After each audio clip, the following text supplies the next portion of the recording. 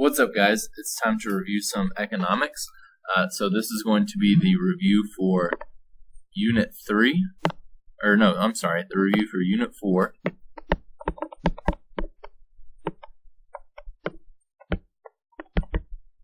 Alright. First thing we're going to cover are the types and functions of money. Alright, so the three main types of money going to be commodity,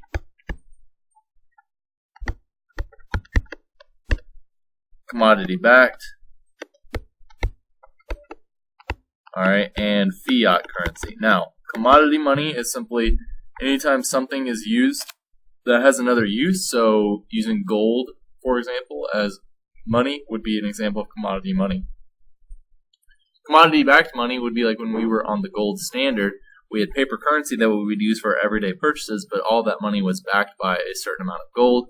Fiat currency is where the money simply has value because of its legal status. So our U.S. dollars today are not backed by any gold or anything like that. So we have fiat currency. All right. Now the functions of money, all right, are going to be unit of account, which basically means that we are able to use money to compare prices for things. So that's an important concept. So you know if you're getting a good deal on something because you can assess the value of something in dollar form. All right, so being able to do that is unit of account. Store of value is the next one. That's also important because it allows us to save our money over time. So if you stick $20 in your wallet and leave it there for 5 months, when you go to spend it 5 months later, it has retained its $20 worth of value. Now, if it's over years, it might not be able to spend and buy as much as it could have before, but it's still worth $20. Right? It'll still buy whatever $20 can buy you. And then the last one is going to be medium of exchange. So what medium of exchange is,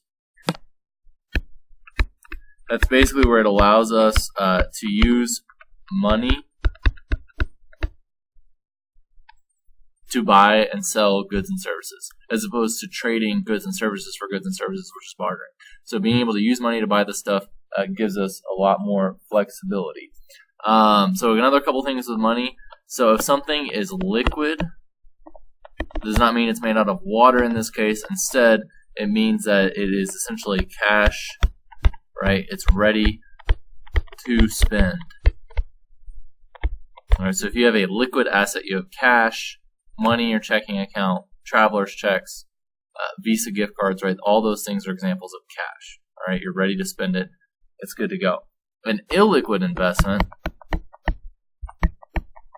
something is illiquid. That means it's worth something. All right, but you need to sell first.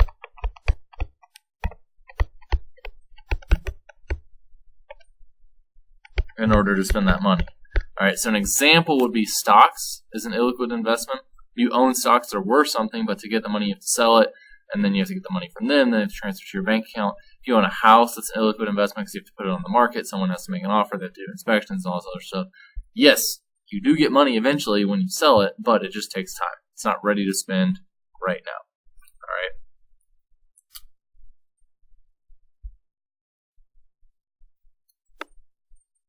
So, surely there's a way to erase all.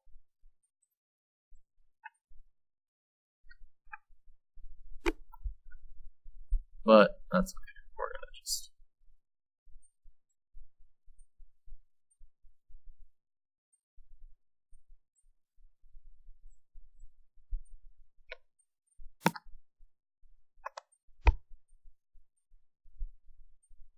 Hopefully I won't have to write out so many words next time. All right, so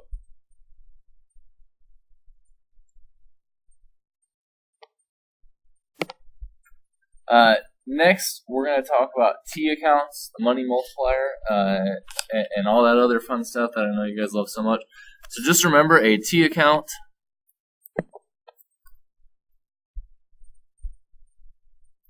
Okay, so a T account is simply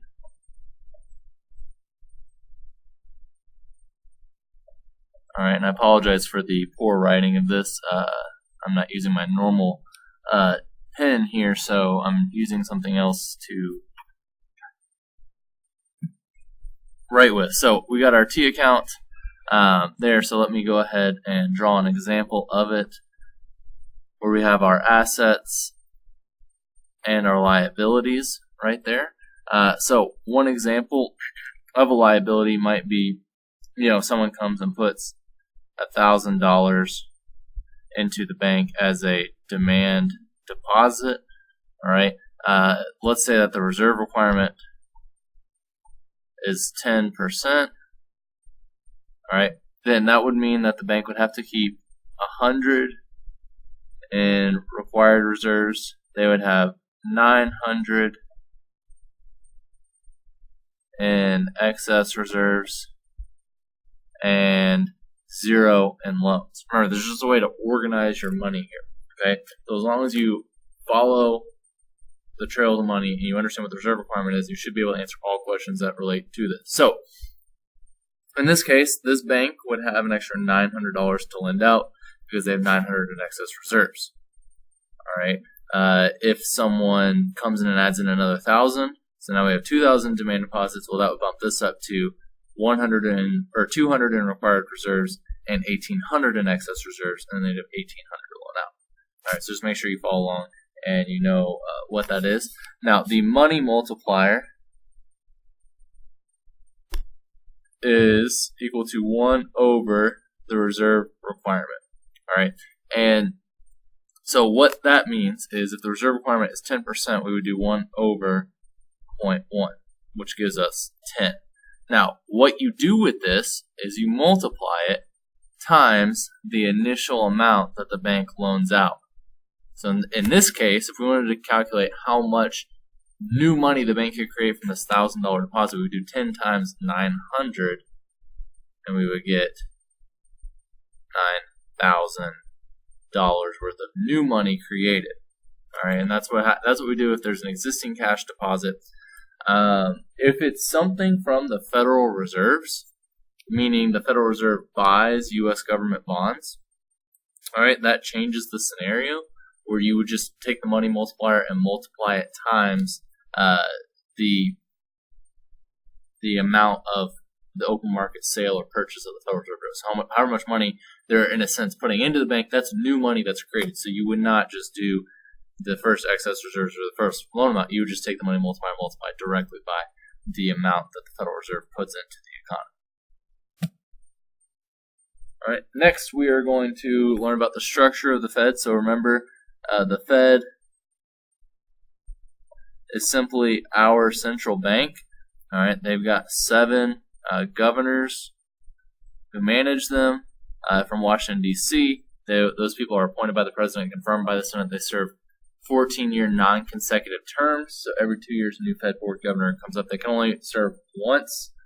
All right, so they can't be reappointed or anything like that. And usually by the time they get through 14 years, if they last that long, they're pretty old, so it's time for them to go anyway.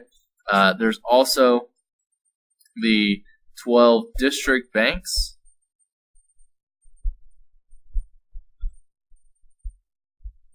All right, and what they do is they manage the money supply and everything for commercial banks and investment banks. They basically have their thumb on the pulse for their region.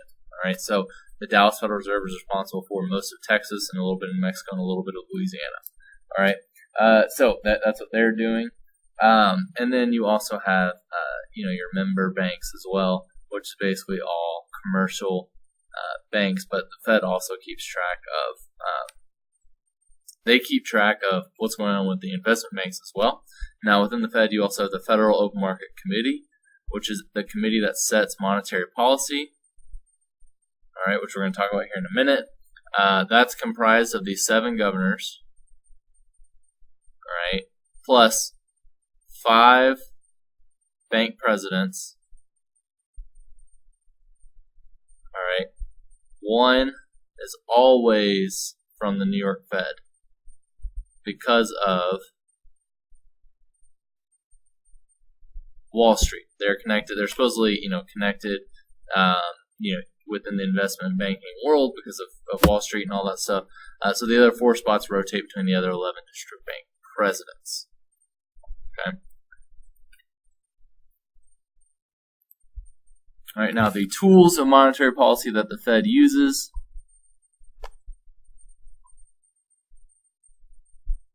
All right, we have the discount rate,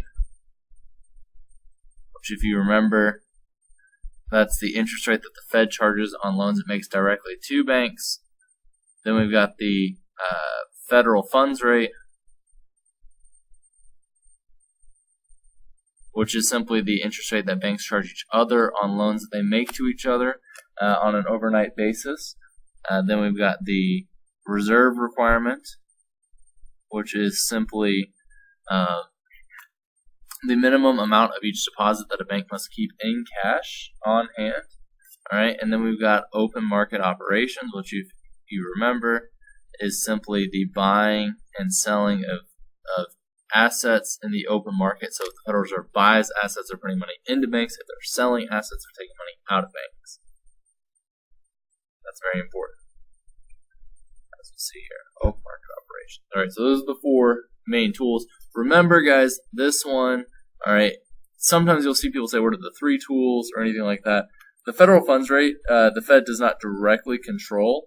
So technically, they only have these three tools, but they have a lot of influence over the federal funds rate. Now, expansionary monetary policy, all right, which again is what the Federal Reserve, they'll use those tools to operate. That's simply going to be having a lower discount rate, targeting a lower federal funds rate,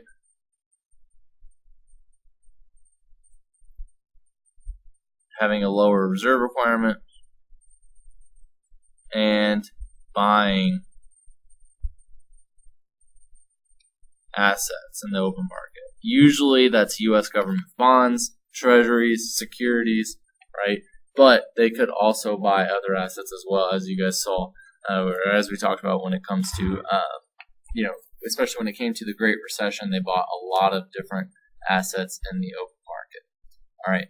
And if we are talking about contractionary monetary policy,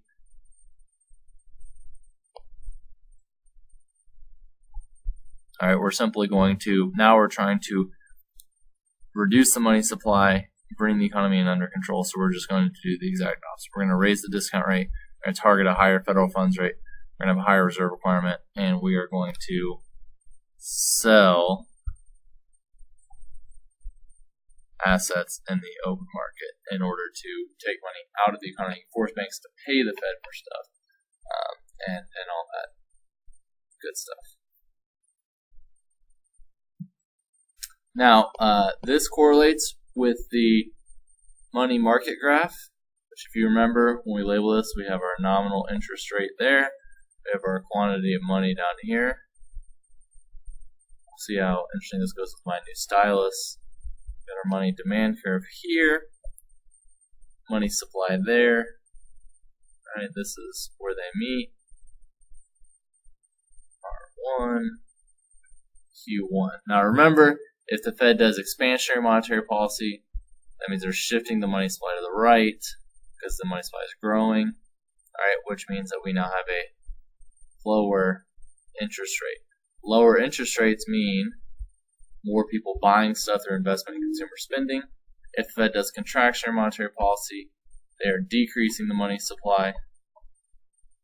So that means higher interest rates, which means less investment, less consumer spending.